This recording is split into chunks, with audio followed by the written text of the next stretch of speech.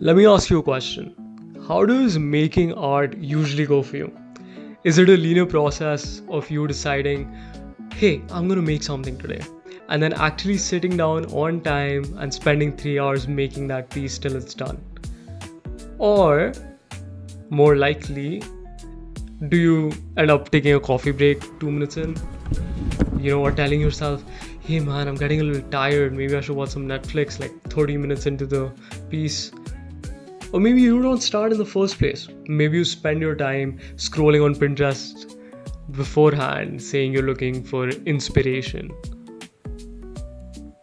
Why is it that creatives, like I think all of us creatives, both have a side that really wants to make something, that is passionate about whatever field you're in, and at the same time we seem to self-sabotage ourselves and never really get down to business. It's weird, right? Why are there these two parallel sides? Why is this conflict there? What's the reason for it? Well, according to Steven Pressfield's The War of Art, the reason for this is this negative, insidious, sneaky little force inside of you called resistance, which doesn't want you to complete your goals, which does not want you to produce any kind of creative output or have any kind of success. A part of you that is built on fear both of success and failure. Look, there are 3 things that you need to understand about the behavior of this resistance. Okay, and the first thing is that it's insidious. It lies and it sounds just like you. It will say anything to convince you not to actually get down and do the work. It will tell you something else is more productive. It will tell you that you're tired and you need a break. It'll tell you that to jog your creativity, maybe you need to go and search for inspiration or watch a couple of YouTube videos that are really gonna guide you into, the state that you need to be in to create. That's all bullshit.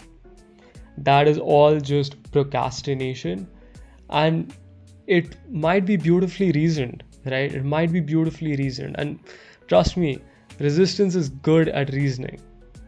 It makes you think, that voice in your head, it makes you think that you're acting in your best interest. Except at the end of the day, all you're doing is pushing away the tasks that actually matter. So that's the first thing. It's insidious and it lies. The second thing is that it always acts in proportion to your desire. So the more you desire a goal, right, the more you want something to happen, the more you want to produce a piece, the more passionate you are about creating a certain project, or say even becoming an artist at a macro level.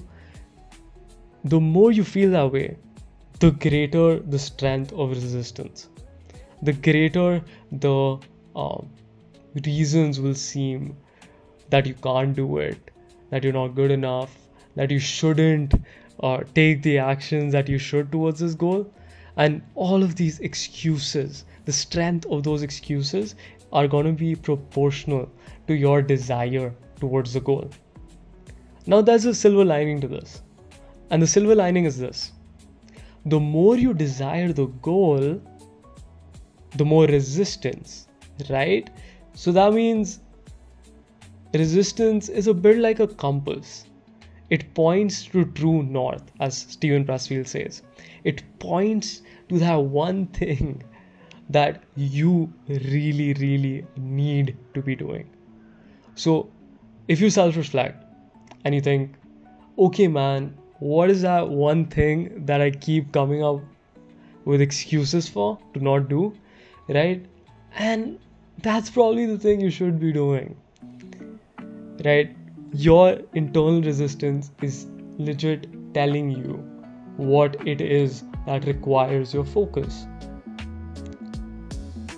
The third thing about resistance is that it never really goes away.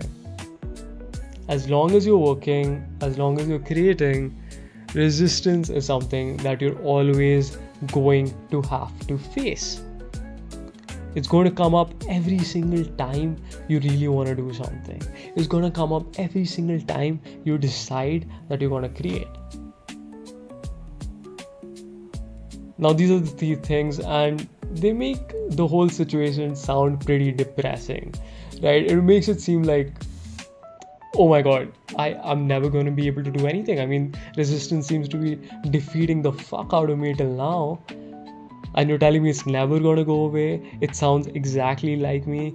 And the more I want something, the stronger this enemy you're talking about is going to get. That sounds like the most horrible situation, right? And it is pretty bad. But there is a solution, right? And that solution is a drastic shift in the way that you approach your creative output. It's a shift from the amateur mindset to the professional mindset. Now listen, turning pro is simple. Turning pro is essentially about approaching your work like a duty or like a job. You have certain hours and you have to deliver certain output. And you need to look at it in those simple terms. You need to take away that emotional investment in the output. Become output agnostic. And it's only then that you suck away the power that resistance has. Right? And the second thing is to gaslight yourself. Honestly, it's just gaslighting yourself. You have to convince yourself that starting is good enough. You have to lower your standards. You have to lower your expectations. You have to tell yourself, hey man, if you just start the sketch, that's good enough. Right? And just focus on the beginning, because it's a war of attrition. Once you've begun, it's easy to continue. Once you've continued for a little bit of time, it's even easier.